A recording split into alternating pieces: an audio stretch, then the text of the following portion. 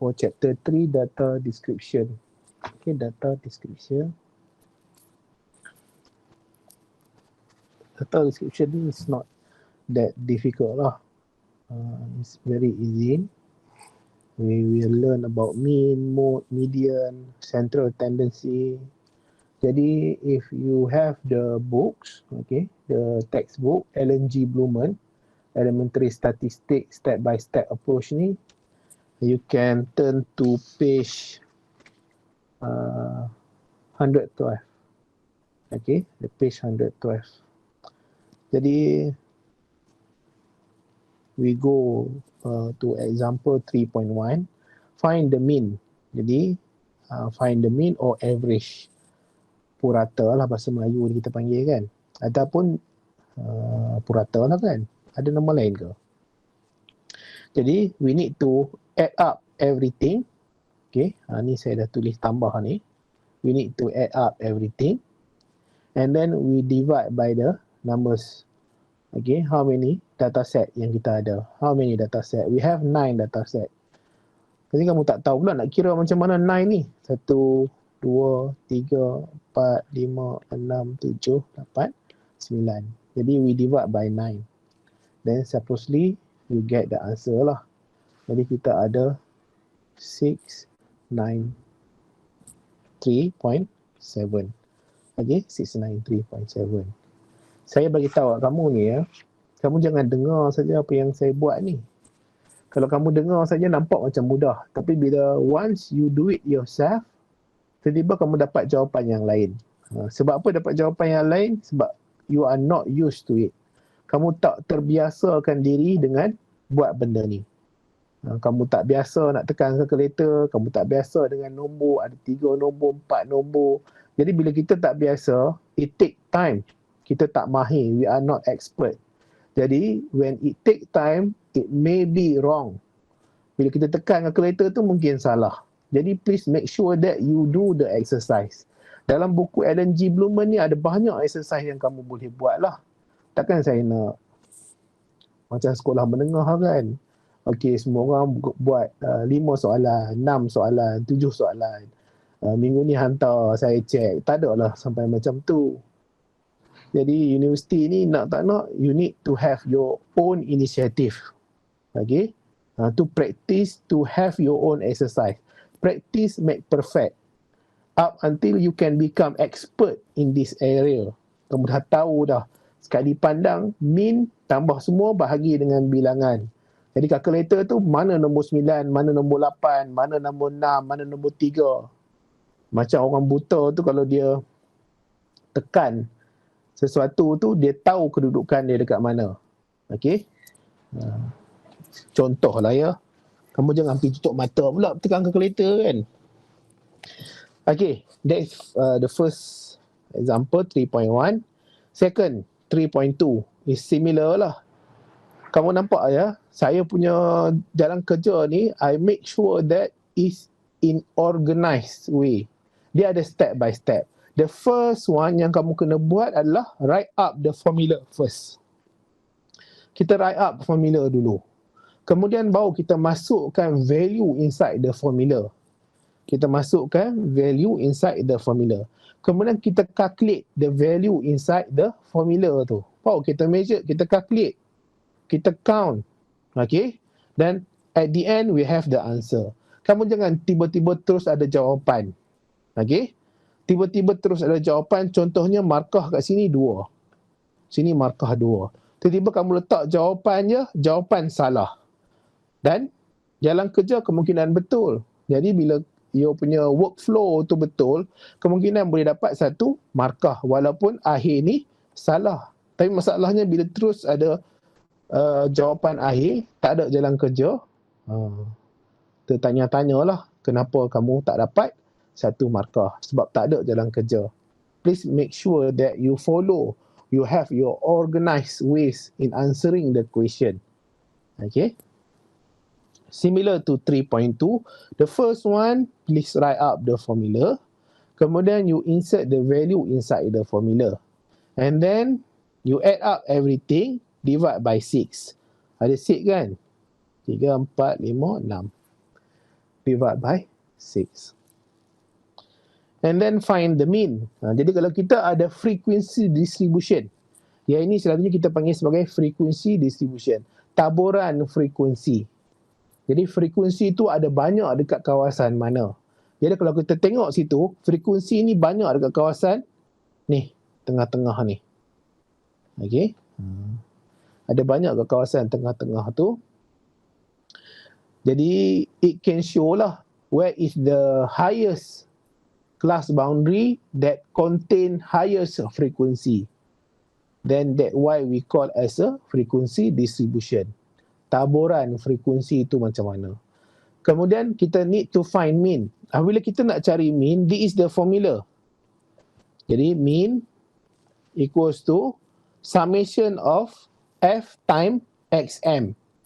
Jadi f ni frekuensi, yang ni adalah midpoint.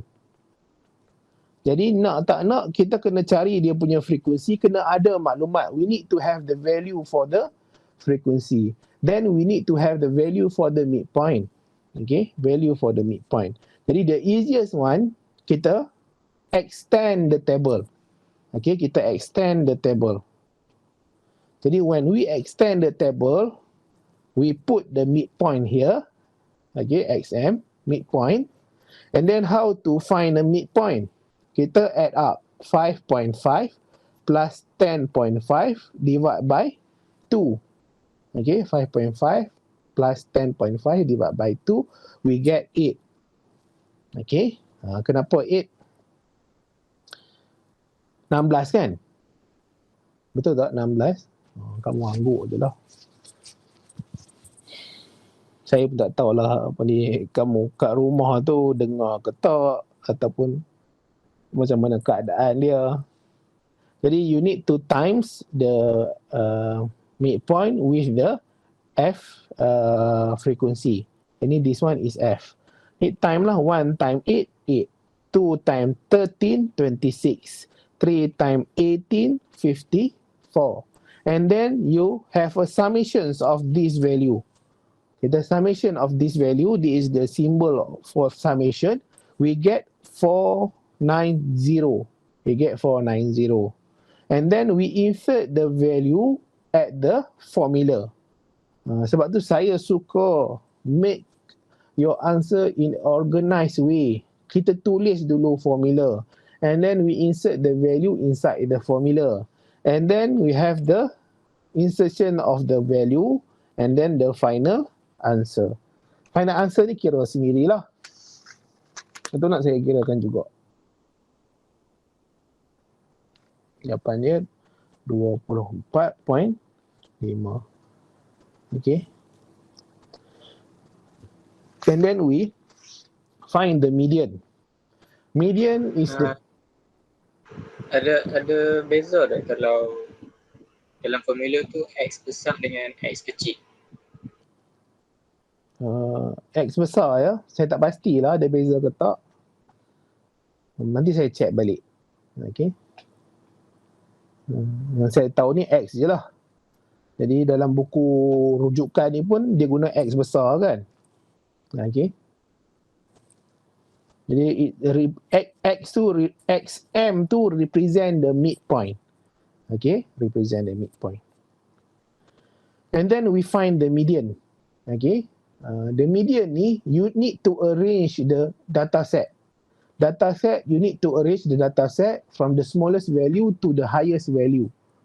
Okay, jadi kita kena susunlah data set tu yang mana paling rendah sekali, 122. Jadi 122. And then we have 141. Yang kedua. Up until the highest value is 240. Kemudian apa yang kita buat? Kita cari the middle point dia. Between the lowest to the highest. 1, 2, 3. 1, 2, 3. 1, 2, 1, 2. Jadi kita dapatlah at the middle tu 157. Jadi median dia equals to 157. Okay, that is the answer lah. Please make sure that you arrange first the data set from the lowest to the highest value. And then 3.5, okay, 3.5 samalah the step. You need to arrange first the lowest to the highest value. Okay, jadi kita dapatlah dia di tengah-tengah. Jadi bila dia di tengah-tengah, median equals to 764 plus 856 divide by 2. Sebab kita nak dapatkan nilai di tengah-tengah ni. Jadi kita tambah dan bahagi 2. Okey, kita tambah dan bahagi 2. Jadi jawapan dia kamu akan dapat 810. That is the median. Okay, median. And then we have mode. What is mode? Mode is the highest frequency. Okay, highest frequency. Maksudnya data set tu dia occur more than one. Data set occur more than one. Dia ada lebih daripada satu. Kemungkinan 2, kemungkinan 3, 4 dan seterusnya. Jadi we can find lah. Here we have 10 occur 3 times. Dia ada 3 kali 10. Jadi mode dia equals to 10. Ada soalan nak tanya, boleh tanya ya. Boleh tulis kat ruangan chat tu boleh, namun nak bercakap pun boleh. And then we have the 3.7, find the mode. Here we can see that we have 109 here. 1, 2, 3, 4, 5. Ada 5. 109 equals to 5 dia punya frekuensi. Kemudian 104. Ada berapa? 1, 2, 3, 4, 5. 5 juga frekuensi dia. 111 kurang, tak payah buat lah. 110 pun tak ada juga. Jadi these two thing. What is the mode for this data set is 109 and 104. Kita panggil dia sebagai bimodal. Ini keadaan dia kita panggil sebagai bimodal. Okey. Sebab apa bi? Bi ni dua lah. Okey. Kemudian find the mode. For this one, we see that every number to occur only one time sahaja. Dia hanya ada berlaku sekali sahaja. Jadi, the answer will be no mode. The answer will be no mode. Find the model classes. Ini dah ada jawapan dia. The model classes is 20.5 to 25.5. Okay, that is the model classes. And then find the mode. Find the mode is Westmoreland. The highest number. Okay, Westmoreland.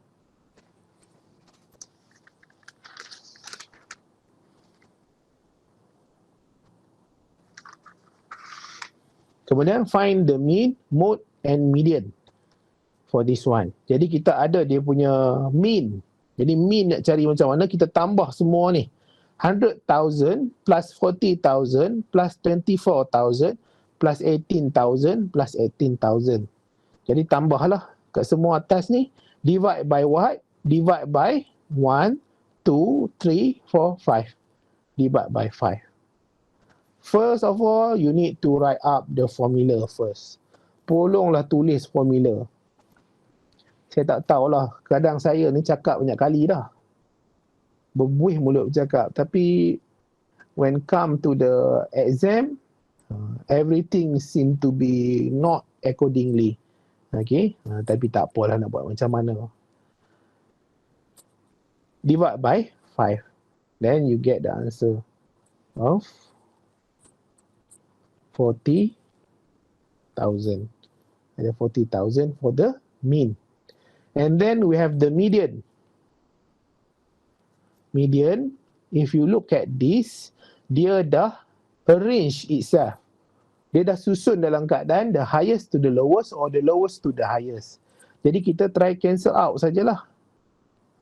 Jadi the median will be 24,000. Okay, 24,000. And then we have mode. Mode equals to 18,000. Okay, and then we have to find the mid-range. We finish find the mean, find the mode, find the median. Now we go to mid-range. Mid-range, we need to add up the lowest value to the highest value. What is the lowest value? We have 3 here. What is the highest value? We have the 157. You look at here, I write first the formula. Okay, write first the formula and then you insert the value in the formula. Jadi we have the lowest value 3, highest value is 157 divided by 2. Jadi kita dapatlah 160 divided by 2 equals to 80. Okay.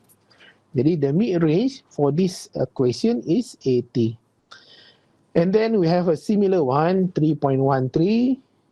Kamu buatlah ya. You need to do ya. Kamu jangan dengar saja. Kamu dengar saja, it will be a problem for you.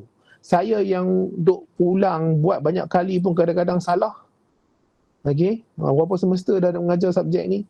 4-5 semester pun kadang-kadang duk salah lagi. Okay. Tapi kalau saya salah, tak ada masalah lah. Bukan saya nak jawab exam. Saya tak sit up in the test or quiz or exam. Yang masalahnya kamu ni yang akan jawab exam kan. Hopefully simple question like this you get the marks. Soalan-soalan mudah macam ni semua orang dapat markah dan tak buat salah. Kalau kamu buat salah ni, alah rugilah, sayang markah, kadang 1-2 markah. Okay. 3.14. This one weighted mean. Mean ni ada banyak jenis ya. Yang kamu ada belajar mean yang basic mean lah, yang standard mean. Yang ni yang this one you learn. Yang second one ada dalam buku Alan G. Blumen ni dipanggil sebagai weighted mean. Dia ada banyak lagi mean. Saya tak nak cerita lah yang mean banyak-banyak tu, saya pun tak ingat. Okay. Weighted mean, this is the formula. This one is question based on page 120. Muka surat 120. Jadi a student receive an A in English composition, 3 credit. Okay. Jadi kalau dia C in introduction of psychology. Jadi English composition tu dia 3 kredit. Psychology 3 kredit, 3 kredit. Biology 4 kredit. Physical education 2 kredit. Kredit ni basically dia refer to the times. Okay. Time ni selalunya dia refer to the weight of the subject itself. Subjek tu berat atau tak. Kalau subjek tu ringan, contohnya physical education yang melibatkan kamu lari je kat padang, jadi tak perlu masa yang lama sangat. 2 jam saja dah cukup. Tapi kalau subjek tu quite heavy, dia ada lots of thing you need to understand and learn.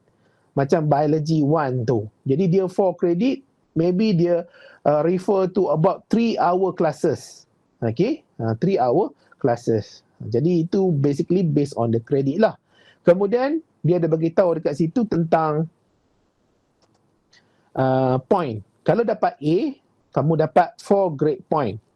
4 flat lah ya. Kalau B 3 grade point, C 2 grade point, D 1 grade point, F 0 grade point. F tu tak ada point langsung. Jadi maksudnya kalau kamu dapat F semua subjek, kamu lah, orang lain lah. Okay. Orang lain dapat F semua, dia dapat kosong CGPA dia. Atau GPA dia, grade point average dia 0. Sebab apa? Semua subjek dia fail. Okay. Jadi kita nak buat apa sini? Kita darab lah. Weightage dia darab dengan dia punya X ni. X ni adalah grade point dia. Weight dia adalah dia punya kredit ni. Jadi 3, dia dapat A kan, English composition. A ni apa? A ni mana tau? A4. 3 darab 4 tambah.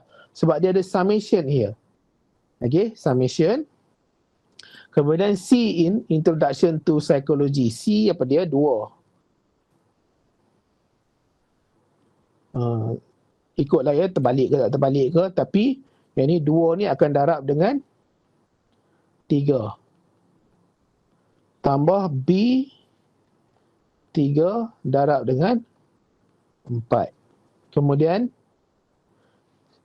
dia dapat D1 tambah 1 darab dengan 2. And then divide by, we add up every kredit tu. Setiap kredit tu kita tambah. Jadi kredit ni 3 plus 3 plus 4 plus 2. 3 plus 3 plus 4 plus 2. Berapa kredit dia ambil? Contohnya macam kamu semester ni ada 21 kredit. Itulah kredit kamu. Yang melibatkan jam kamu. Kamu tak boleh lebih daripada 23, tak salah. Tak boleh kurang daripada 17 ke 19. Saya pun tak pasti, tak ingat. Okey, kamu tahulah sebab kamu yang kena ambil setiap semester berapa subjek kamu nak kena ambil. Jadi, you need to times and then you need to divide. Okay, times, plus and divide. Kena darab semua, kemudian bahagi dengan denominator there. And then you get lah 2.7. Jadi dapatlah dia punya grade point average dia 2.7. Boleh ya? Tak susah kan? Mudah je. Yang ni orang kata apa? Basic mathematics saja. Orang kata basic mathematics tu apa dia? Tambah, darab, bahagi saja yang ada. Lepas tu masuk nilai dalam formula. Dan soalan ni tak pernah keluar pun dalam exam. Saya pun tak pernah tanya. Disebabkan dia ada dalam buku Alan G. Blumen, saya terang. Kemudian kita ada find mean of each group. Okay. Kita ada 2 jenis mean ya. Kamu nampak ni simbol mean. Okay. Yang ini mean selalunya dia basically based on the population. Okay. Population. Simbol for mean for population. Kita ada satu lagi mean yang macam ni. Dia ada macam macam apa kat atas tu ya. Macam ada topi kat atas tu, X tu. Yang ini selalunya mean untuk sampel. Okay, mean untuk sampel. Jadi kita ada 2 type of mean. Mean for population, mean untuk sampel. Jadi yang ada dalam silibus kamu lah. Saya tak cerita mean benda lain ya. Ada banyak lagi mean sebenarnya. Yang average ni ada banyak lagi. Jadi kita biasa sajalah. Kita tambah semua ni, divide by 1, 2, 3, 4, 5, 6. Divide by 6. Dapatlah dia punya mean here, brand A and brand B. Okay. Mean ni apa? Mean ni dia nak tunjuk purata. Purata ni apa? Dia nak tunjuk keadaan barang tu in standard way. Berapa dia punya ciri dia. Berapa dia punya ketinggian dia. Ataupun dia punya ciri lah, karakteristik dia, features dia.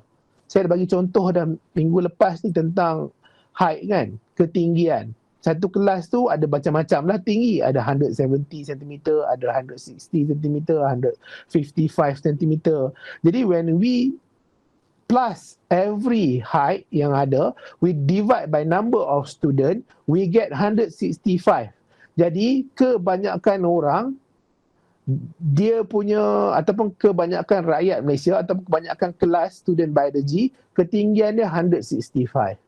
Jadi kita tak perlu nak sebut 170, 171, 155, 160. Kita tak payah sebut semua benda tu secara banyaknya. Kita boleh sebut satu nombor saja to represent everyone. Untuk kita wakilkan satu kelas tu macam mana ketinggiannya.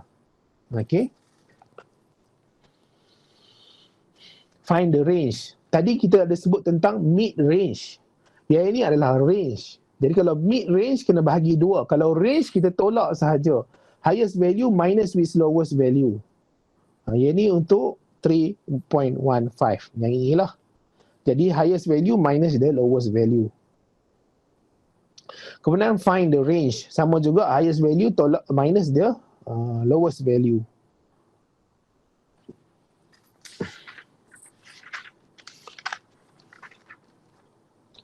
Tak ada soalan ke? Mudah je kan?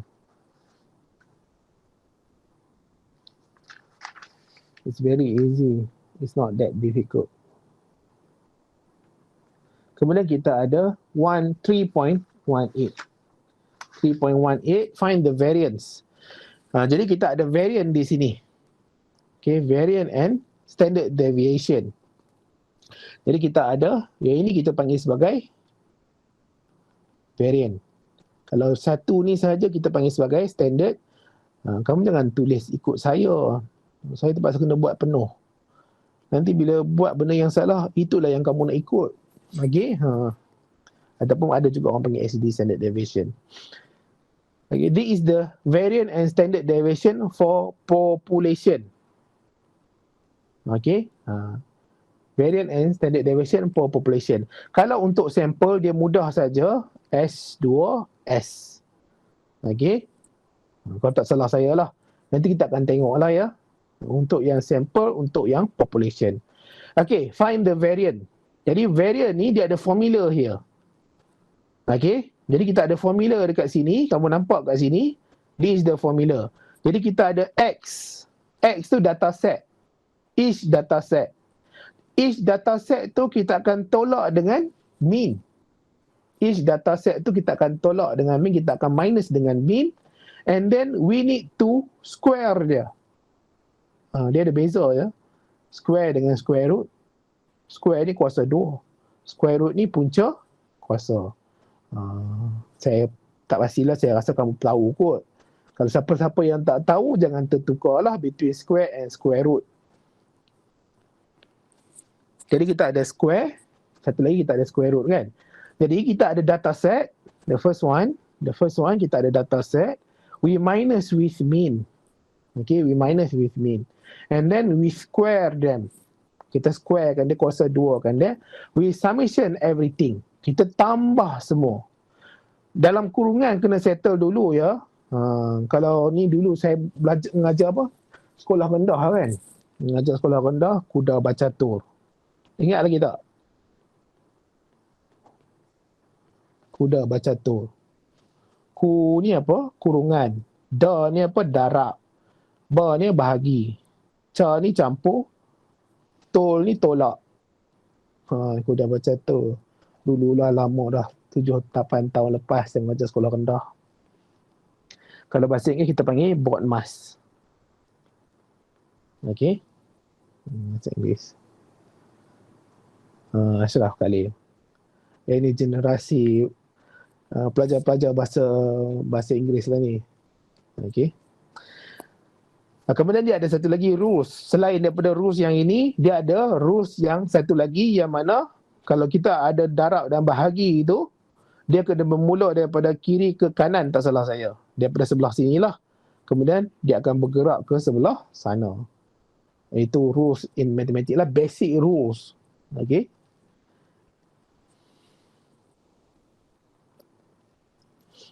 Tak nak ajar lah benda-benda budak sekolah rendah ni. Okay, that's why when we see the formula, we need to find mean first. Kita kena cari mean dulu. Okay, kena cari mean dulu. Sebab tu yang atas ni kita buat mean dulu. Okay, sebab apa? Inside the standard deviation ni, we need to subtract with mean.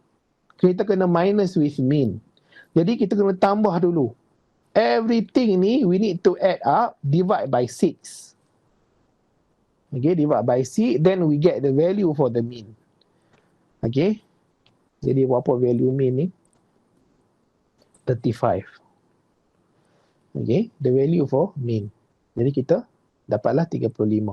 Jadi X, the first one, 10 kan? 10 minus with 35. 10 minus 35 equals to negative 15.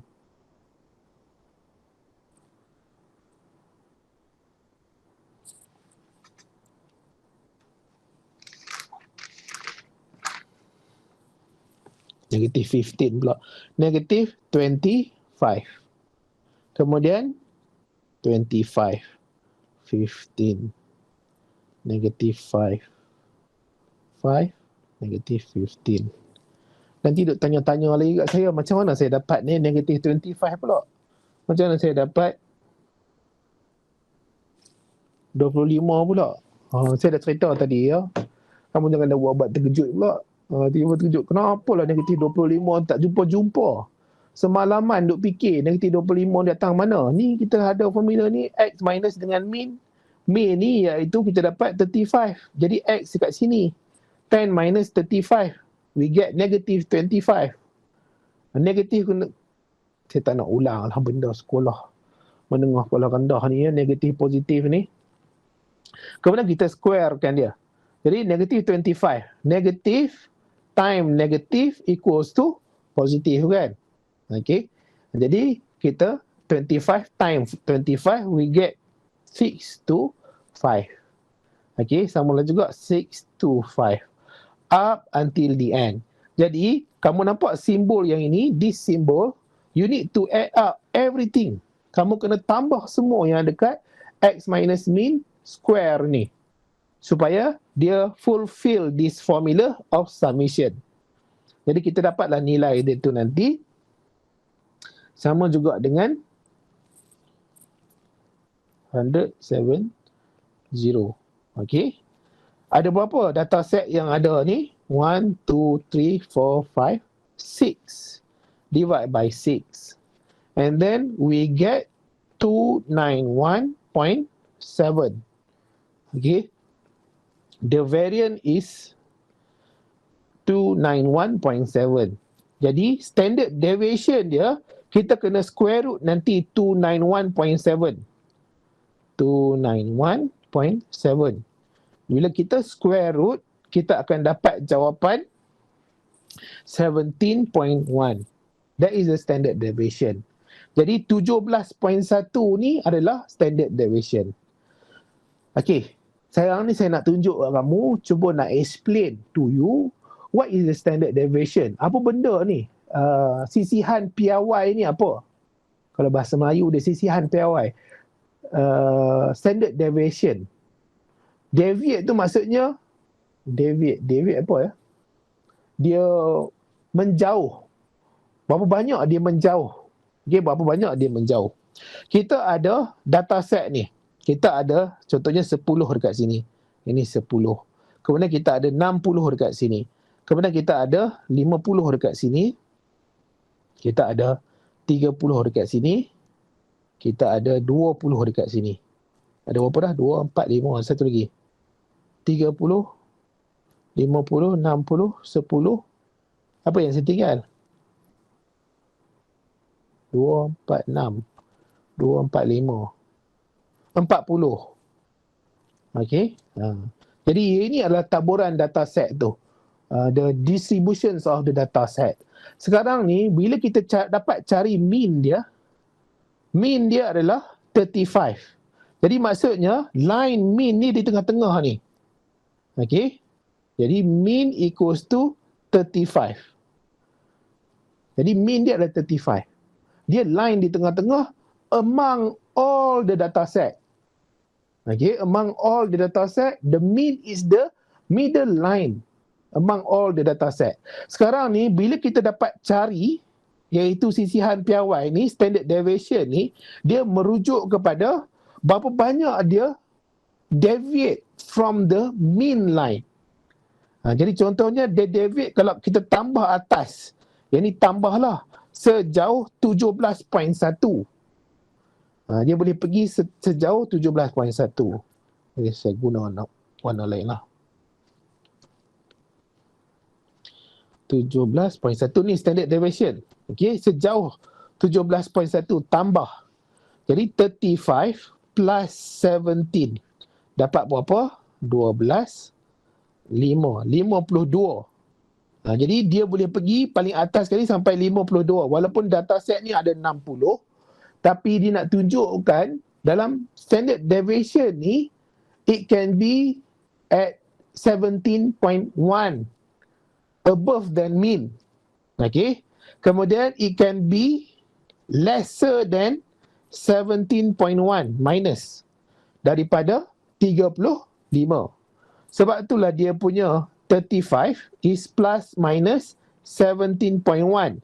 Data set ni duduk dalam lingkungan ni. Data set yang semua ni duduk dalam lingkungan ni. Okay. Jadi kalau 35 tolak dengan 17. 3, 8. 18. Okey. Kalau saya tak salah, kira lah. Boleh faham tak ni? Atau semua duk lena. Petang-petang ni duk baring atas katil ni sambil dengar saya ni. Saya ni macam menyanyi-nyanyi lah dekat telinga kamu. Mengantuk sungguh lah.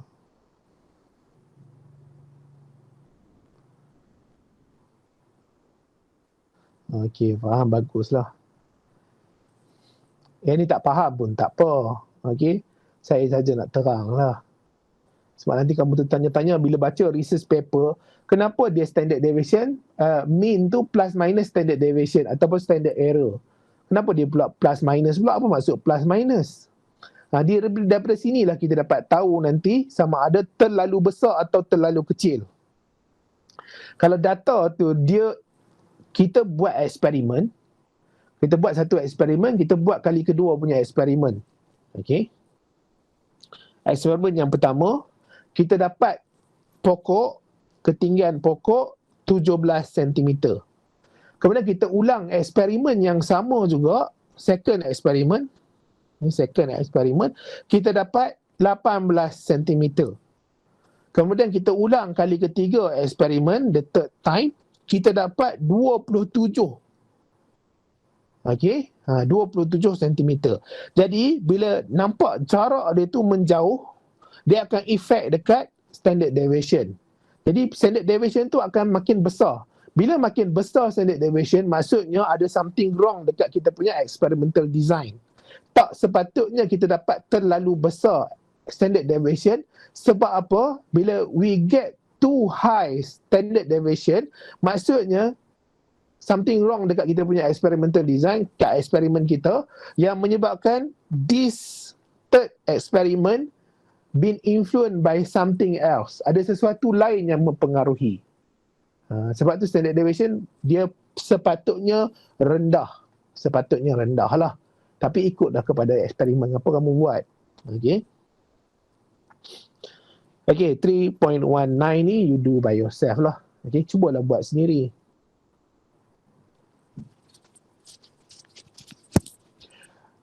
Kita ni Fatin Zahra. Dia sepatutnya all the data set tu kita kena ada standard deviation. Okey, ada standard deviation dia lah. Untuk check sama ada kita punya data set tu is valid or not. Okey, can be accepted or not. Contohnya kamu buat dekat apa ni?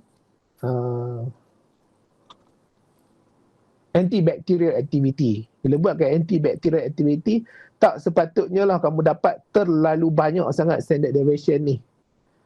Terlalu besar sangat standard deviation. Kat pokok kemungkinan. Sebab pokok ni dia ada banyak faktor influence the growth of the plant. Bukan sahaja baja yang digunakan. Jenis tanah tu kadang-kadang kita buat campuran dia pun, kita tak pasti jenis tanah tu betul-betul ke sama atau tak.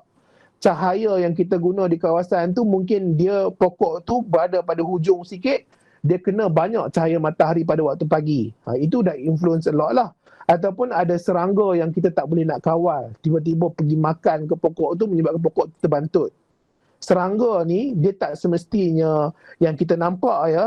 Ada jenis serangga kita tak nampak ni, dia duduk pada daun pokok atau batang pokok yang dia akan feed on the sap. Okay? On the sap cell of the cell tu lah. On plant cell tu. Jadi bagusnya kita buat standard deviation ni lah. Ataupun ada orang dia guna standard error. Standard error tu saya tak nak ajar lagi lah. Okay. Saya tak tahu lah saya jawab ke tak soalan Fatin Zahra ni. Tapi basically apa saja yang kamu nak buat nanti, you refer to your supervisor lah. Supervisor nak macam mana. Data set tu keadaan dia macam mana. Okay, refer to the supervisor. And then we have 3.91. Of course you need to do. Nampak tak? Kamu boleh tak buat table pun boleh.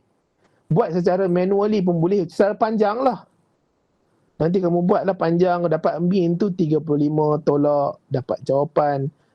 Tolak, dapat jawapan. Tapi saya suka bila kamu come out dengan table. And then it will be much easier to look at. Okay, kita lagi senang kita nak tengok. berbanding dengan kamu buat secara panjang, in the long process tu. Okay, this one is similar. Find the sample variance and sample standard deviation. Ni pun sama juga, sample variance and sample this one is sample. Okay, selalunya kalau dia tak bagi tahu dia adalah population, if they are not saying in the question about sample that they are population, jadi kita kena do using the population punya formula untuk sample and standard deviation. Untuk variance and standard deviation. But if they say about the sample variance and sample standard deviation, kita kena guna formula sample ni. Okay, apa beza dia? Beza dia kat bawah ni n-1 saja. Okay, n-1. Ini standard deviation lah. Standard deviation S. Saya ada sebut tadi kan. Mana saya tunjuk kat atas ni. Dia ni adalah variance, S ni adalah standard deviation for sample. Jadi you insert the value inside the formula. Ni apa benda ni? Ni tertanya pula ni apa benda? Yang ni mean. Kalau saya tak nak buang, saya buang lah ni. Terkejut pula apa benda tiba-tiba ada kotak macam tu. Ni square. Saya hilangkan square ni, pindah, dia jadi dah kat atas macam tu. Ni kamu belajar, saya percaya dulu kalau kamu daripada matrikulasi, most of you taking additional mathematics kan, matematik tambahan. Okay, jadi ada kuasa 2. Jadi kita ada ni data set yang tidak ada macam head dekat atas tu, data set. Each data set tu you need to minus with mean. Mean ni adalah merujuk kepada sample, kena square, tambah semua. Cuma yang bawah ni nanti you need to minus with 1. Kamu kena tolak dengan 1. Okay, kamu janganlah buat terkejut pula. Okay, kenapa nak kena guna banyak tu semua tu? Ni statistik lah, orang statistik yang come out dengan that particular things. Kemudian kita ada in form of frequency distribution. Dalam keadaan frequency distribution. Jadi bila dalam keadaan frequency distribution, we have the classes, we have the frequency, we have the midpoint. Jadi this is the formula. Senang sajalah. Okay, you write up the formula first and then you see what the formula want. Inside the formula tu dia nak apa. Jadi dia nak apa, kamu carilah bahagian tu. Contohnya yang ini. Dia nak summation. Summation maksudnya you need to find the frequency first. You need to find the square of the midpoint dulu. Jadi maksudnya midpoint tu kamu kena kuasa 2. Ni saya dah kuasa 2. Ini dia punya midpoint, saya kuasa 2. 8 squared equals to 64. 13 squared equals to 169. 18 squared equals to 324. Kamu tekanlah calculator. Ada tak calculator? Nanti nak kena tunjuk lah kan. Mana? 8. Mana squared? 8 kuasa 2, 64. Kalau kamu tak ingat, tekanlah calculator. Saya pun kadang-kadang bukan nak ingat sangat. Kamu tak tekan calculator, kamu tak terbiasa dengan calculator, nanti ada masalah lah nanti ya. Calculator tu make use of it. Kemudian familiarize with the calculator. Kat mana square, dekat mana. Nanti ada belajar permutation, combination kalau ada lah. Okay. Macam mana nak guna. Ataupun tak ada dah, calculator hilang dah. Kalau hilang dah kena beli ya. Okay, boleh ya. Kemudian we need to, ini formula dia darab F time dengan midpoint. Jadi kita darab semua, kita adalah kat bawah ni nanti. Dia summation. Kamu tambahlah 8 plus 26 plus 54 plus 115 plus 112 plus 99 plus 76. Dapatlah nilai dekat bawah ni. Jadi nilai dekat bawah ni nak guna dekat mana? Masuklah dekat sini. Okey. Saya tunjuklah. Nanti tak tunjuk nanti masalah pula.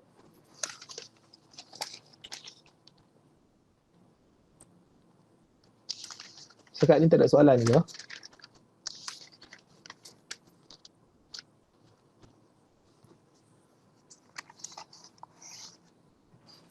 Jadi kita ada summation, kalau frekuensi ni N dia equals to 20.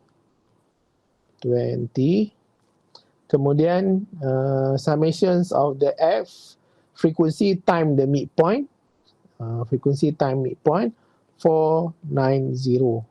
Kemudian kita darab dekat sini summation for this one berapa? 13310. Jadi kita masuk nilai ke atas ni. N ni adalah 20. Jadi yang this one, the whole thing ni adalah referring to this 13310 minus dengan this one. This one ni be careful ya, kamu kena square dekat situ. Maksudnya this one ni, yang ini kamu kena kuasa 2. 490 kuasa 2. Jadi nak kena buat apa, tekanlah calculator. 490 kuasa 2. Banyak kat situ. 240 100. Okey.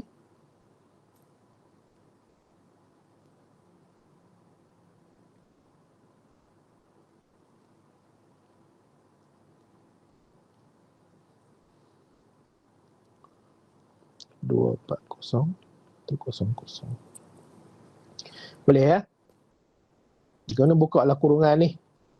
Bahagi dengan 20 minus 1. Kalau kalkulator kamu canggih, kamu boleh terus masuk nilai ni, buat terus lah. Kalkulator saya canggih tak? Ada tak dia punya function?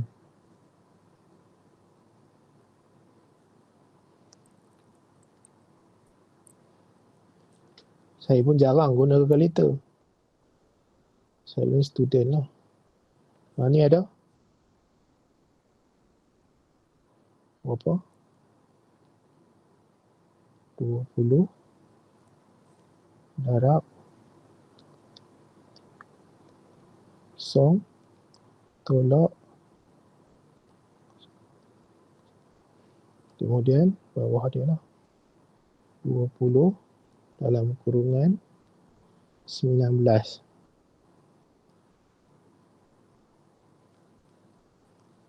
darab 19.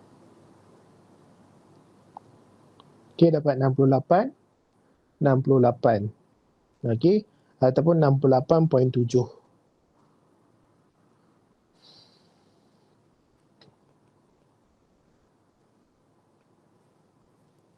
Boleh tak ya? Boleh lah kan? Mudah je ni, sekolah rendah orang boleh buat ni. Jadi standard dia ni adalah variant. This one is variant S squared. Kalau S sahaja equals to square root 68.7. 68.7.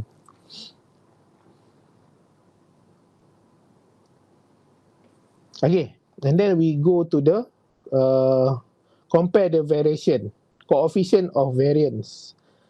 Jadi coefficient of variance ni, kita ada standard deviation divide by mean. Ni standard deviation divide by mean time 100 untuk cari coefficient of variance.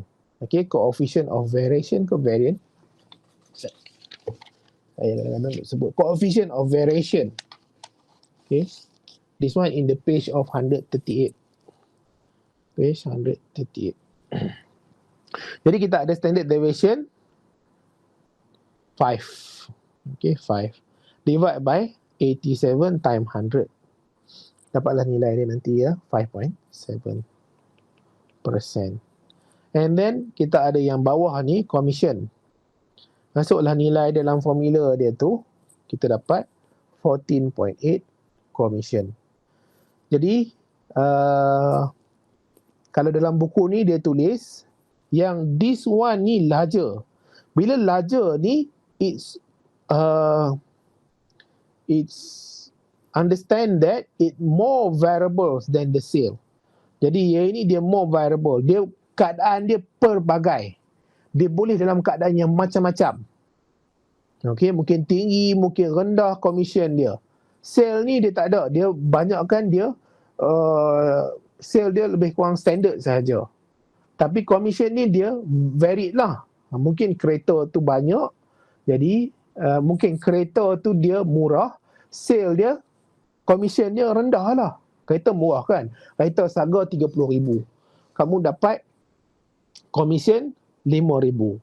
Kamu jual kereta Mercedes ataupun BMW RM200,000 atau Tesla lah RM300,000, kamu dapat komisen RM50,000. Jadi maksudnya dia ikut kepada jenis kereta. Komisen tu dia varied kepada berapa harga kereta tu. Kalau sale ni dia ikut saja sebiji kereta, 2 biji kereta, 3 biji kereta. Dia not really varied compared to commission. Commission is more varied, more variables dia. Kamu belajar management kan, mestilah kamu tahulah sikit sebanyak. Okay, pelajar biologi pun ramai yang habis belajar nanti dia kerja bank. Lagilah banyak, lagilah pandai lah dia dalam benda-benda yang macam ni. Saya ni setakat mengajar tak adalah kerti sangat pun. Apa yang ada dalam kuteks ni saja. Ini pun samalah. Okay, 3.24 is equal. And then we go to Chebyshev theorem. Okay, Chebyshev theorem.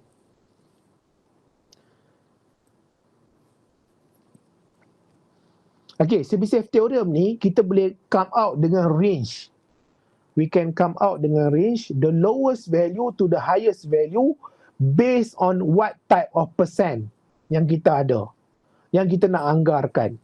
Okay, sebagai contoh dekat bawah ni, dia tulis find the price range at least 75% will sell. Jadi berdasarkan percentage yang we have here, we can calculate, we can measure the price range. Berdasarkan percentage yang kita ada ni, we can measure the price range. Tapi kena ada maklumat lah. From the previous data tu kita kena ada maklumat about the mean and standard deviation. Jadi from mean and standard deviation, from the percentage of what we want to, then we can get the smallest value and the largest value for the price of houses. Okay, for the price of houses. Jadi sekarang ni kita nak kena cari nilai K dulu. Sebab untuk smallest data value, dia ada mean dekat sini. Mean minus dengan K, S. S ni standard deviation. Kita ada mean dah ada. This one is mean. S kita dah ada. Standard deviation. Sekarang ni K kita tak tahu. K ni kita nak tahu daripada mana? How to find K? How to measure K? Berdasarkan this formula. 1 minus 1 over K squared. Okay, equals to the percent. Jadi persen sekarang ni berapa? 75%. Jadi kita tukar dalam bentuk decimal. Okay, tukar bentuk decimal. Kamu nak tukar bentuk fraction pun boleh. Tapi cuma dalam bentuk percentage tak digalakkan lah ya. Kalau kamu hebat matematik ni, pulanglah. Tapi basically kita ada 2 types saja yang need to convert. Nanti ada orang dia tak, bukan tak reti lah. Nanti saya cakap nanti kamu kecil hati pula. Ada orang di matematik ni memang dia out terus. Out of the earth. Dia keluar daripada bumi ni, matematik, kalau sebut matematik ni. Okay. 75% dia tak tahu nak tukar jadi fraction. Macam nak tukar 75% kepada fraction? Siapa ada idea? Semua orang dah tak ada dah. Saya seorang je tengah bercakap ni. Bagi 100. Bagi dengan 100. Bagus Syafiq ni, saya aktif. Jadi 75% divide by 100. Jadi macam mana kita nak tukar pula kepada fraction?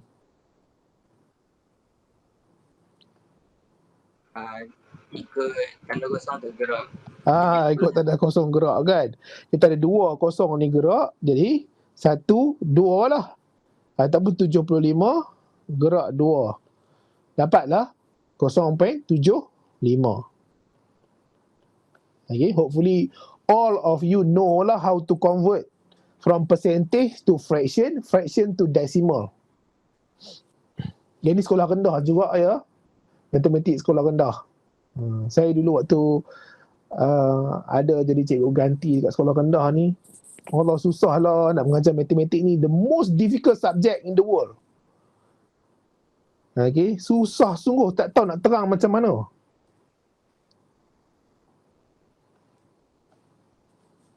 Okay, sekarang ni kita ada 1 minus 1 over K equals to, ulang tulis balik ni. Okay. Jadi sekarang ni kita try lah to find the K value. Ada macam-macam teknik dia lah kan. Kita nak cari nilai K. For example, kita boleh minus dengan 1 over K. Kan? 0.75 ni bawa ke depan jadi negatif. Okay. 1 over K ni bawa ke belakang jadi positif. Bergerak-gerak pusing-pusing lah ya. Dapatlah 0.25 equals to 1 over K. Ada square kat sini saya tertinggal. Okay, K square. Jadi sekarang ni K square equals to 1 over 0.25. Betul tak? Ni bawa ke naik atas. Kan dia duduk bawah. Bawa pergi sana jadi darab lah. Yang sana tu bawa balik ke bawah jadi bahagi. Jadi sekolah menengah ada belajar kan. Kita nak pindah macam mana, daripada kiri nak pindah kanan, kanan nak pindah kiri. Dululah sekolah dia. Lepas tu sekarang ni K squared equals to 1 divide by 25. Macam mana nak divide? Boleh tekan calculator lah. 1 divide by 0.25.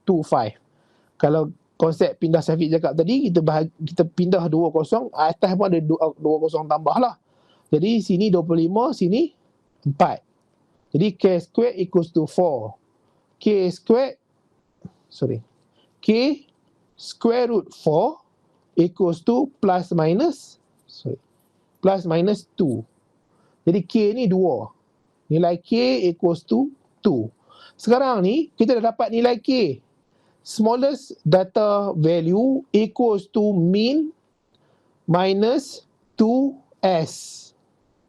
Jadi mean dia berapa? 50,000. Minus 2, standard deviation dia 10,000. Jadi sekarang ni 50,000 minus 20,000 equal to 30,000. Kemudian the largest data value equals to plus 2x. Jadi 50,000 plus 2 times 10,000 equals to 70,000. Jadi dia punya price range ni of at least 75% sell ni adalah between $30,000 dollar sign to $70 sign 70,000.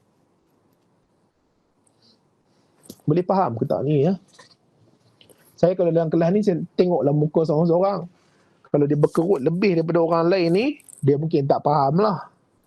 Ini saya nak tahu macam mana pun tak tahu. Okay, kamu dengar ke tak dengar ke? Atau kamu tengah duk main game ke kat depan kamu? Tak dengar saya kan?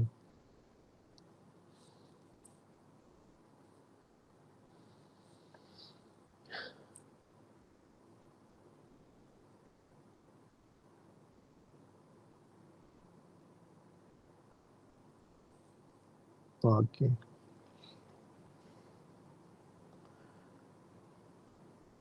Lagi kita cuba another one, 3.26. Yang ni dia quite different lah, tapi dia sama juga konsep dia. Dia suruh cari find the minimum percentage the data will fall between 0.2 and 0.3. Sekarang ni dia bagi range. Dia bagi range, the lowest and to the highest. Jadi kamu kena ingat tadi, smallest data value equals to mean minus dengan 2S. 2S pula dah. KS. Okay. Okay, kalau the highest data value equals to mean plus KS. Sekarang ni kita ada yang this one 0.2 untuk smallest data value. 0.2 equals to, kita ada min dekat sini 0.25 minus dengan K kita tak tahu. K kita tak tahulah. S berapa? 0.02. Okey. Jadi sekarang ni kita ada 0.02 K equals to 0.25 minus 0.2. Jadi 0.02 K equals to 0.05. K equals to 0.05 divided by 0.02.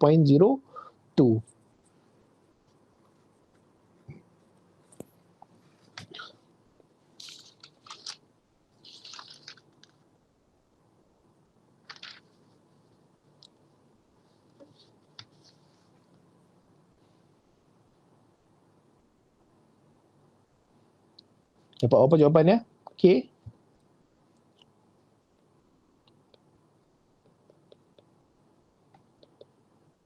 .5. Okey, 2.5. Jadi sekarang ni apa dia punya formula yang atas tu? 1 minus 1 over K squared. Jadi equals to 1 minus 1 over 2.5 squared.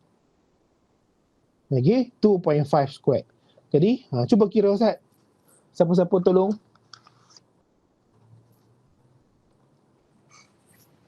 Dapat berapa tu? 1 minus 1 over 2.5 square. Tu saya nak tekan calculator saya juga. 0.84. 0.84.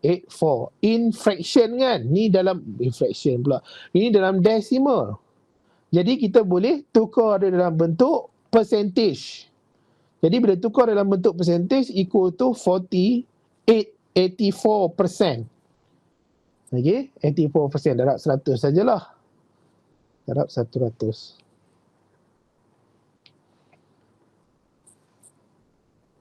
Okay, that is the question for Chebyshev theorem. Jadi Chebyshev theorem ni, we can find the value for the highest and lowest of the price range. Okay, apa value yang tinggi, apa value yang rendah, based on the percent dia. Based on the percent dia.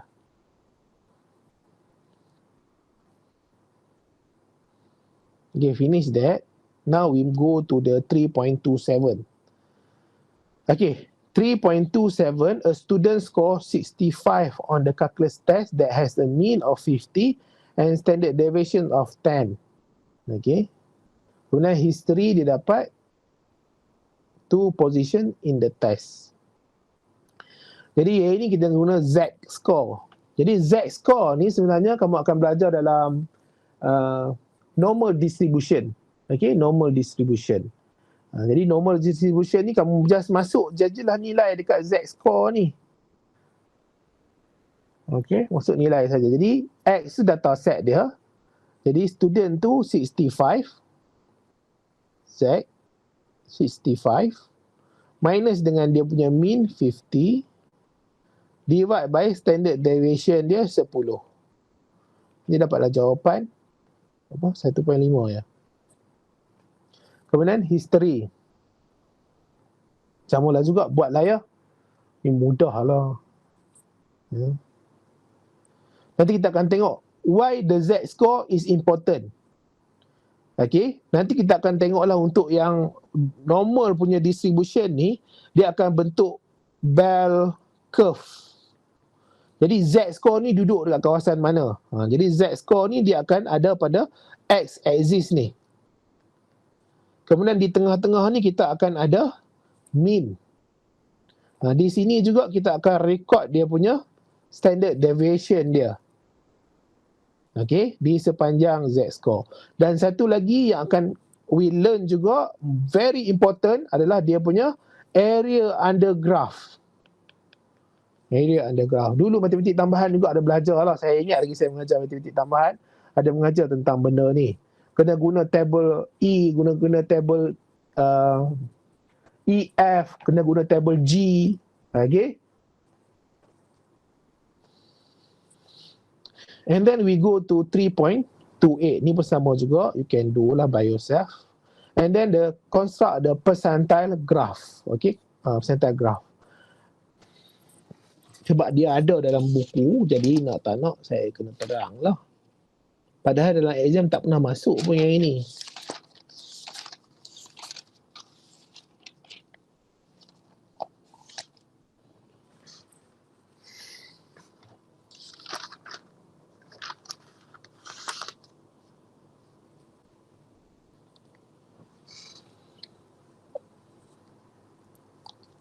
Construct the percentile graph. Jadi kita ada kelas boundary ini 89.5, 104.5. Apa dia punya frekuensi?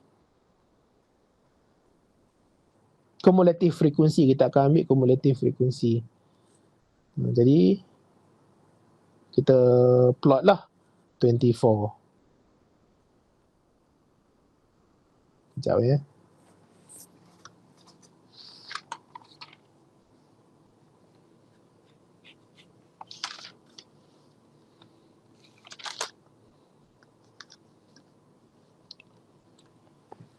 Jadi 89 ni dia adalah 0. Kemudian, and then cumulative frequency kita ada 24.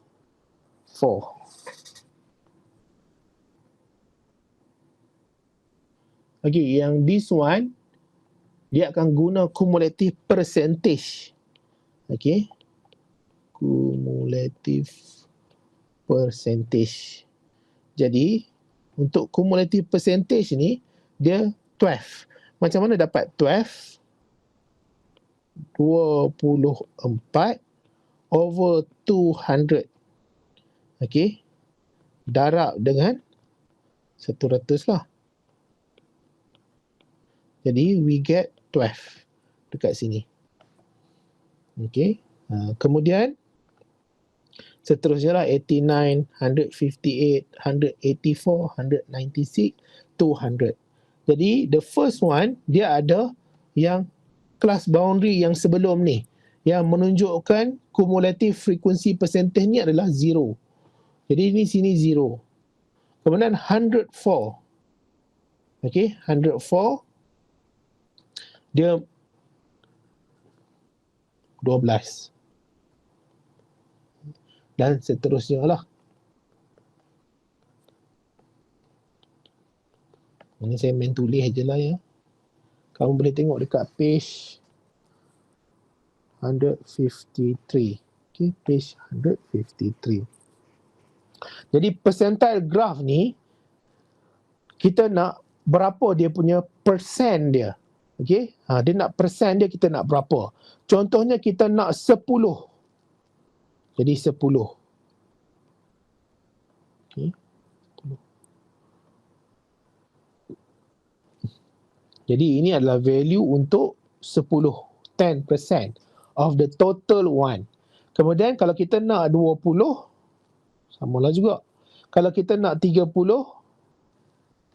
kalau nak 40, atau kita nak 50. Atau kita nak pergi kepada 100, maximum one. Apa dia punya value? Okay. Basically based on the percent. Kenapa kita buat cumulative frequency based on percentage ni? Supaya nanti kita boleh make a comparison between something to another one. Kenapa comparison ni kena tukar jadi percentage? Kenapa tak biar ada dalam cumulative frequency? Kamu nampak sini, cumulative frequency ni dia 200. Kalau cumulative frequency percentage, dia punya maximum value, dia nak tak nak mesti 100. Okay, dia mesti 100, dia tak boleh lebih daripada tu. Sebab tu kadang-kadang kita nak compare country. Kita nak compare antara negara. Kalau compare antara negara, dia kadang-kadang graph tu dia tak boleh occupy everything. Maksudnya apa? Kalau dalam Malaysia kita ada 36 juta. Kalau kita nak buat cumulative frequency untuk 36 juta, mungkin dekat sini. Saya tukar warna lain. Cumulative frequency mungkin dekat sini 36 juta. Okeylah, penduduk Malaysia 36 juta Malaysia. Tapi kalau kita ambil negara China, China mungkin ada 1.3 bilion. Dekat mana tu kita nak letak 1.3 bilion tu jauh sangat. Jadi nanti seolah-olah Malaysia ni akan jadi kecil je China tu akan jadi sangat-sangat besar. Macam mana kita nak compare? Okay, it's difficult to compare among country that have a higher population number to smaller population number. Mungkin kita nak compare dari segi seorang penduduk ataupun 2 orang penduduk. Ada mungkin dari satu state. Okay, jadi macam mana kita boleh buat? Kita boleh tukar everything ni, semua ni kepada persen. Sebab persen ni macam mana keadaan sekalipun, punya maximum value dia need to be 100. Dia tak boleh lebih daripada 100. Okay, persen dia akan tetap 100. Tak faham pun tak apalah. This one ni tak pernah masuk exam pun. Okay? Never come out on exam. Saya terang sebab ada dalam textbook ni. Okay, next one. Kita nak tengok kepada find the percentile range of score of 12. Okay. Jadi the first one yang kamu nak kena buat apabila kamu dapat soalan ni,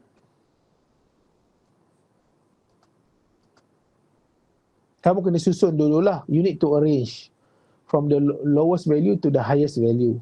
Susun dululah. Ya. Jadi kita susun lah. Ini formula dia, saya susun kat sini lah. 2, 3, 5, 6, 8, 10, 12, 15, 80, 20. Jadi bila kita dah susun 10 student, 20 point test, find the percentile range or score 12. Jadi kita ada score 12 dekat sini. Score 12 dekat sini. Jadi untuk dapatkan percentile dia tu, numbers of value, saya padam saat ni nampak ganggu. Number of value below X. Jadi this one is X lah. Jadi numbers of value below X kita ada 1, 2, 3, 4, 5, 6. Jadi 6. Okay. 6. Yang ni ada tertinggal 0.05. 0.05 pula. 0.5. Okay. 0.5. Kemudian total numbers of, kita ada berapa tadi? 10 student.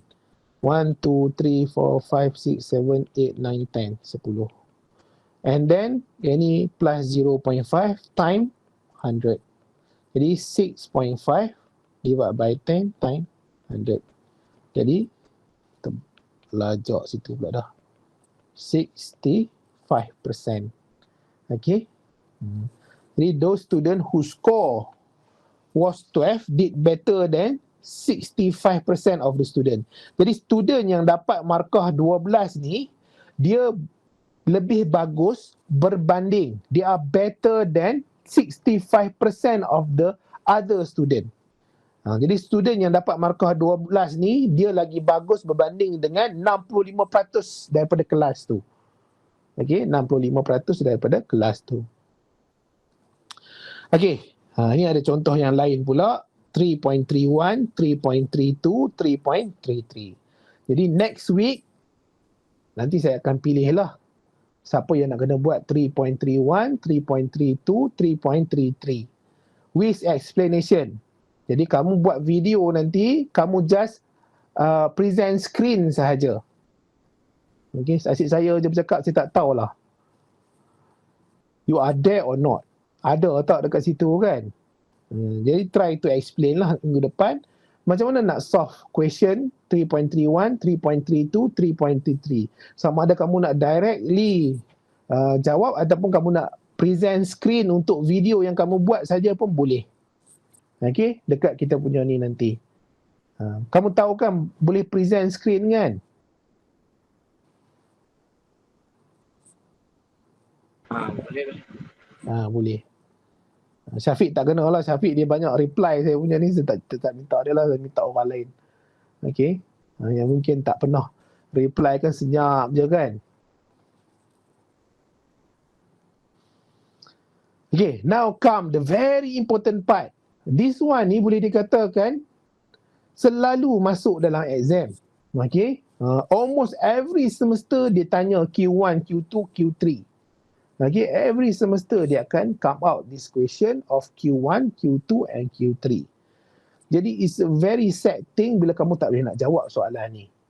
Okay, sebab soalan ni memang soalan famous lah. Kamu boleh buka final paper dan kamu akan nampak this question ni come out every semester. Kemudian it resulted to 10 to 15 marks. 10 ke 15 markah. Jadi what a waste lah kan. Sangat-sangat merugikan kalau kamu tak boleh nak jawab. Okay, find Q1, Q2, Q3.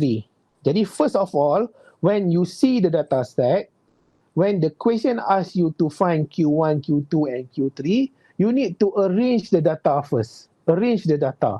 Kena susun data tu dulu. From the lowest to the highest value. Jadi saya dah susun lah. Okay, saya dah susun. Sekarang ni kita paling mudah sekali, the easiest one, we want to find Q2. Paling mudah sekali kita cari Q2. Okay. Q2 paling mudah sekali untuk dicari.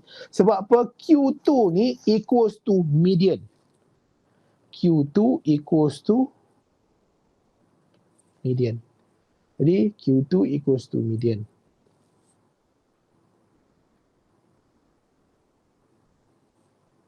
Jadi median dah tunjuk tadi nak cari macam mana kan.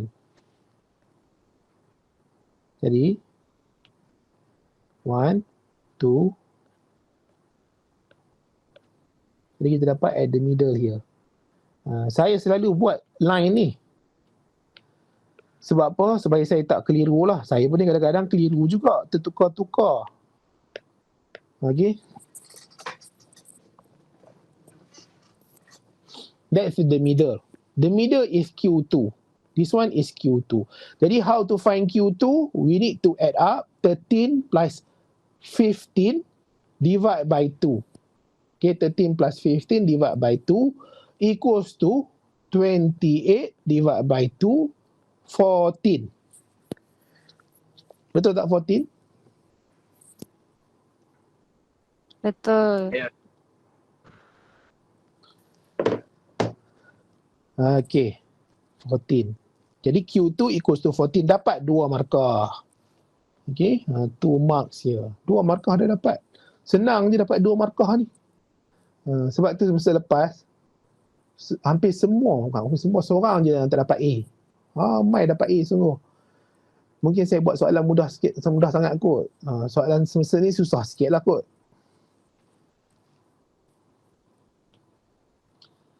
Ramai sangat dapat A. Nanti saya kena buat surat pula. Kena beritahu kenapa ramai sangat dapat A. Saya jadi pening kepala.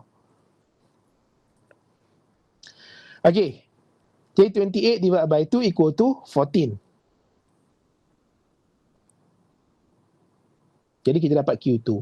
Sekarang ni kita nak cari Q1 dengan Q3. Tapi soalan bukan saya buat ya. Saya lupa pula.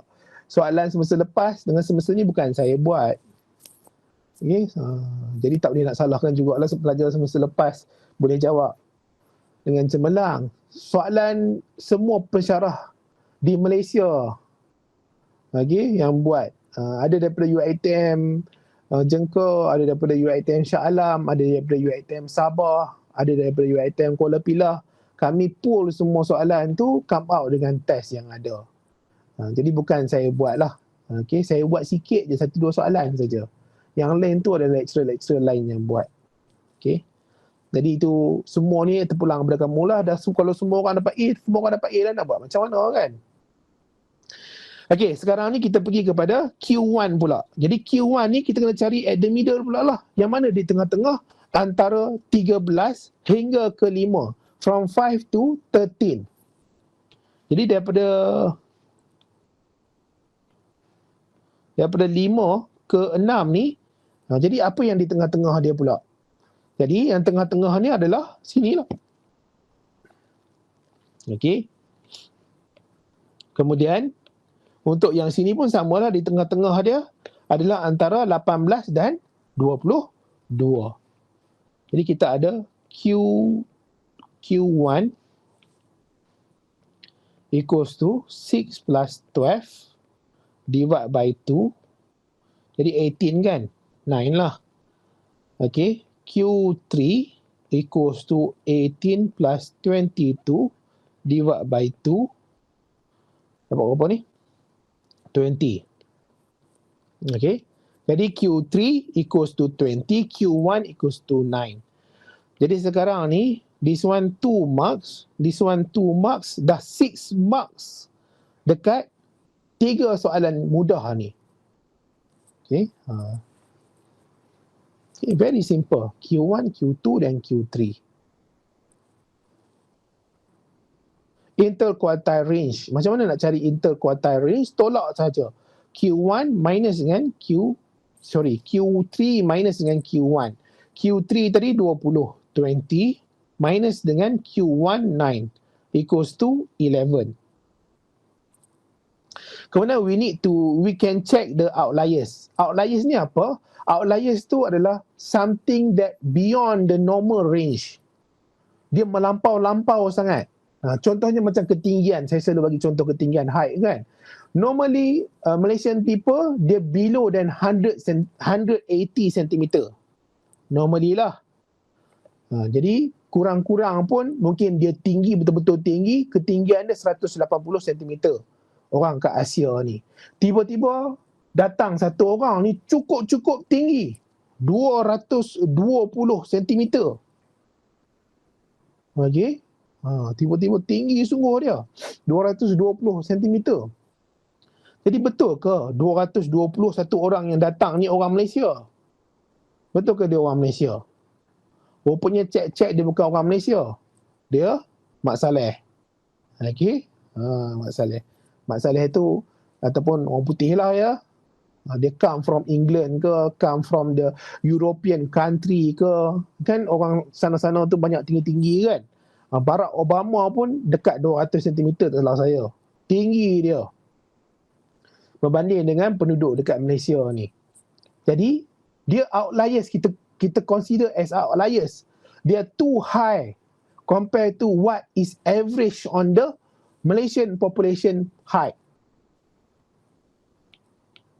Okay, that we consider as a outliers. Jadi interquartile range, kita kena guna interquartile range ni.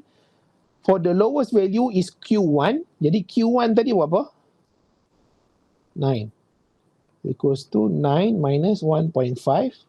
Interquartile range kita ada 11. Jadi dapat berapa? Cuba tolak Ustaz.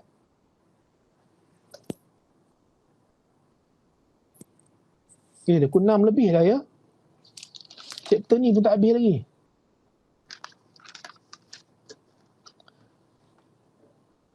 Negative 7.5. Okay. And then this one Q3 20. 20 plus 1.5 interquartile 11 equals to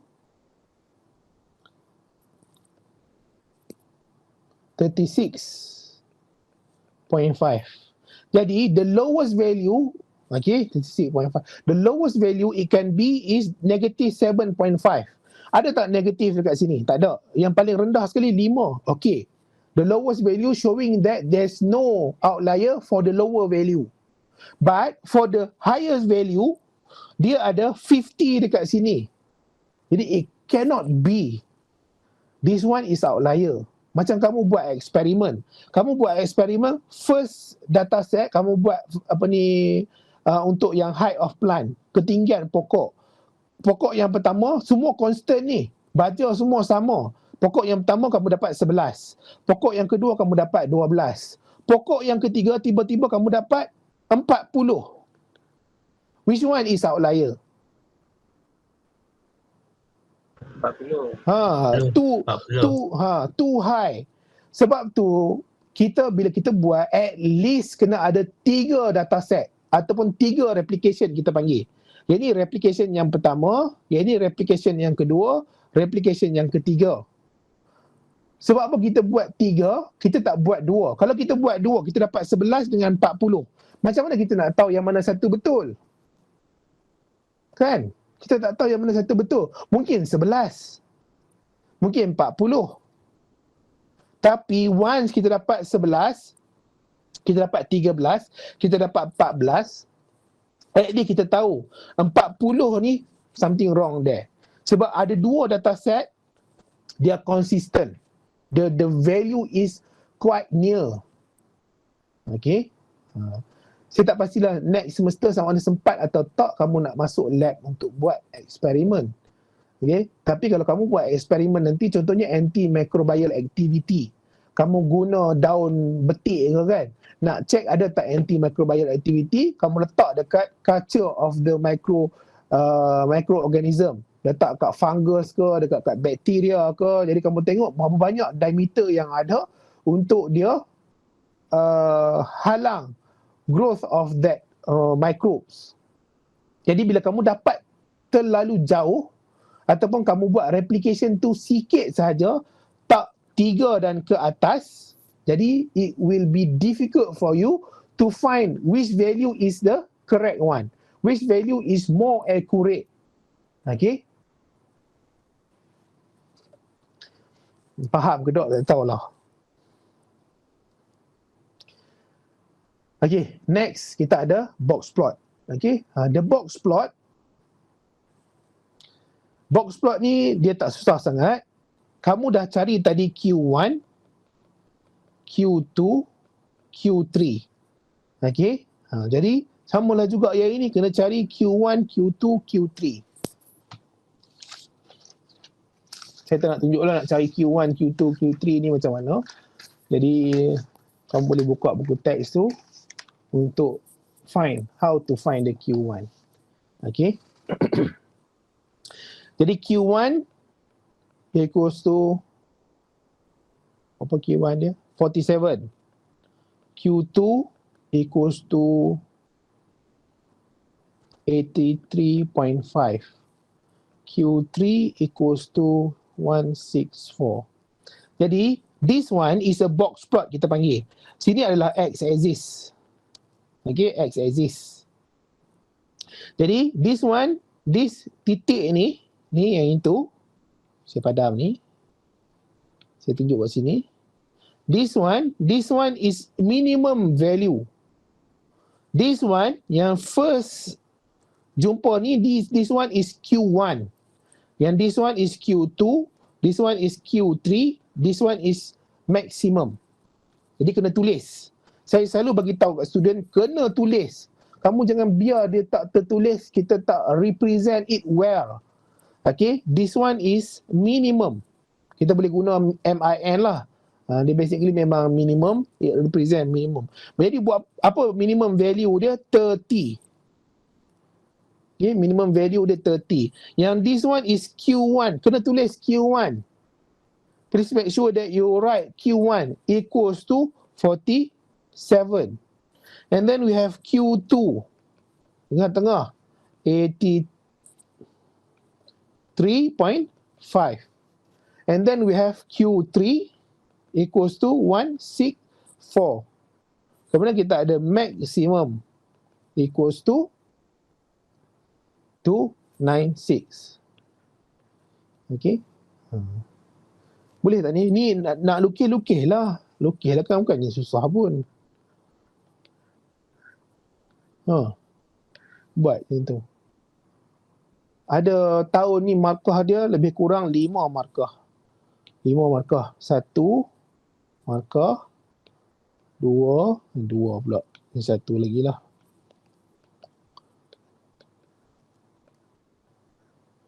Okey, 1 markah. Salah ni tak label, tak ada markah. Kosong. Okey. Please make sure lah. X-axis kena ada lah ya. That is the box plot.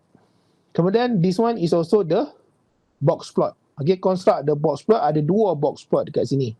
Jadi maksudnya bila ada 2 box plot, duplicate lah. Duplicate ni saya punya lah. Ada 1.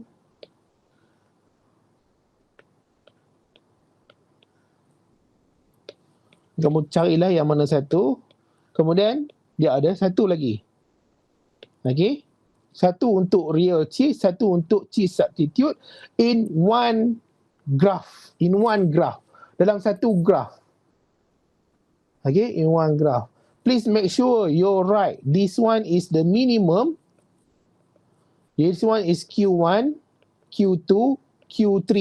Apa dia punya jumlah dia? What is the value for the minimum, the Q1, Q2, Q3, kemudian maximum. Sama juga kat sini. Lepas tu please label lah. Label, this one is a real cheese contohnya. This one adalah cheese substitute. Jangan tak label. Jadi orang tak tahu nanti which one is for what. Okay. Box plot. Kita finish chapter 3. Habis chapter 3. Ada soalan nak tanya? Sir, Ya. nak tanya yang untuk yang kalau buat dua box plot ni dia kena atas bawah ke dia macam bertangga macam ni? Just like Boleh, tak ada slightly- masalah. Mana-mana pun tak apa. Real cheese atas, bawah cheese substitute, ataupun cheese substitute ke atas, real cheese dekat bawah tu tak ada masalah. Boleh. Oh, okay. Thank you, Okay. sir. Okay.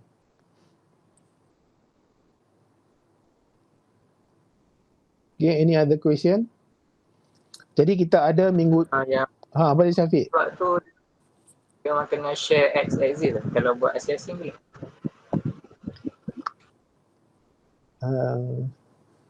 Basically kalau dalam graphical pun dia akan sekalikan. Okay, sebab apa?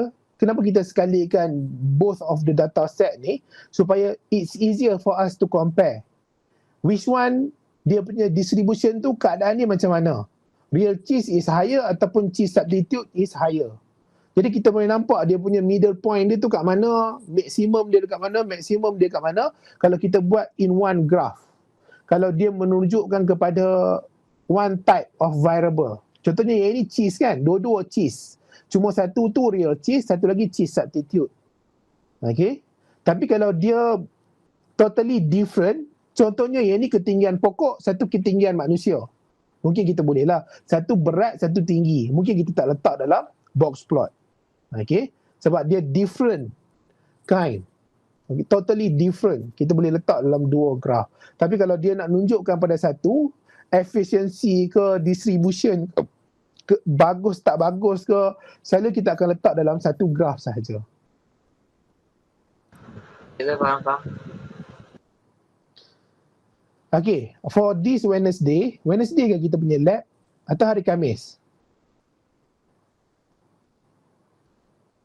Khamis. Khamis, sir. Khamis je.